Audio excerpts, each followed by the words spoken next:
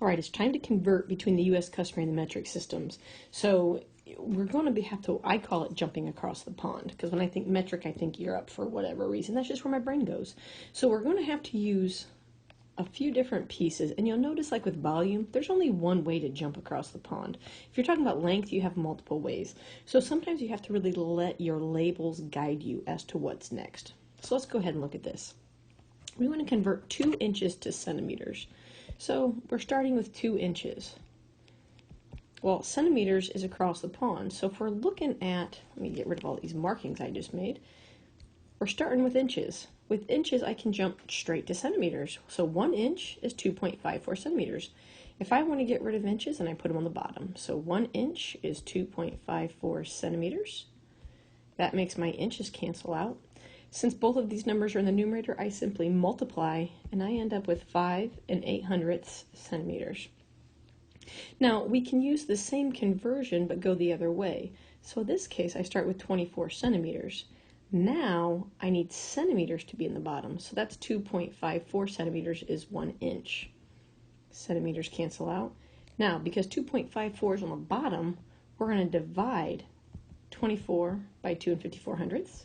And that gives me approximately 9.45 inches, right? So I'm dividing. So I basically say if the numbers are in the top, you multiply. If they're in the bottom, you divide.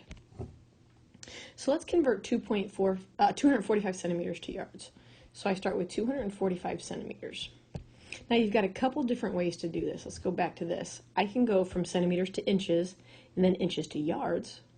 Or I can go centimeters to meters, and then meters to yards. Let's do that one. Let's go centimeters to meters first. So remembering centimeters to meters. To do that, I am going to go left 2 places. So this is the same as 2.45 meters. All right, now if I want meters to go away, they go on the bottom. And I use my conversion. 0.9144 meters is 1 yard. Meters cancel out. Because it's in the bottom, I'm going to divide, and I end up with approximately 2.7 yards. Approximately. That's rounded. And so, you can do different ways. We also, just for fun, we could have gone 245 centimeters. 2.54 centimeters is 1 inch, right? So that gets rid of the centimeters. And then we know that there are 12 inches in 1 foot. That gets rid of inches. And then we know that there are 3 feet in 1 yard. And that gets rid of feet. You get essentially the same thing. I just like this one because it's a little bit more straightforward. Okay, guests at a party consumed 50 liters of wine. How many gallons is this? Okay, so we start with what we're given, which is 50 liters. Now that's liquid volume, right? And if you look in the middle column, you can see that liters go to quarts. So my first conversion is 0.9464 liters is 1 quart. Well, that makes my liters go away and I'm in quarts, but that's not what I want. I want gallons. So I need to go one step further and say 4 quarts is 1 gallon. That makes my quarts go away. And then we just do the math. 50 divided, because the 9464 is in the denominator. And then again, I'm going to divide by 4 because this is also in the denominator. So when I do that, I end up with 13.2 gallons of wine. That's a lot of wine. A person weighing 200 pounds is how many kilograms? Okay, so we start with 200 pounds. We look at pounds. Well, that's a straight change. So pounds are in the bottom, so they cancel out. And that's 0.4536 kilograms. So that makes my pounds go away. Because they're both in the top, we straight up multiply. And that's approximately 90.72 kilograms.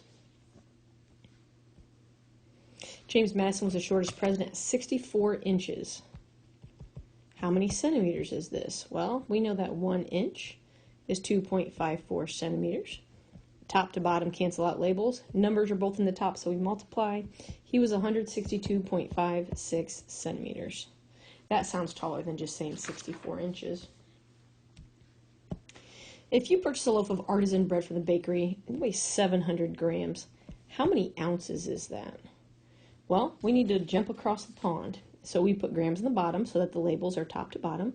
And we know that there are 28.3495 grams in 1 ounce.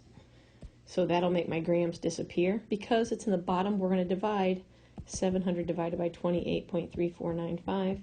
And that leaves me with 24.69 ounces. And last but not least, the fastest racehorse ever recorded ran 70.76 kilometers per hour. We want meters per hour, so our goal is meters over hours. Well, we're already in hours, so my denominator is done. So I just need to go from kilometers to meters. I don't really feel like this one belongs in this section, but that's okay.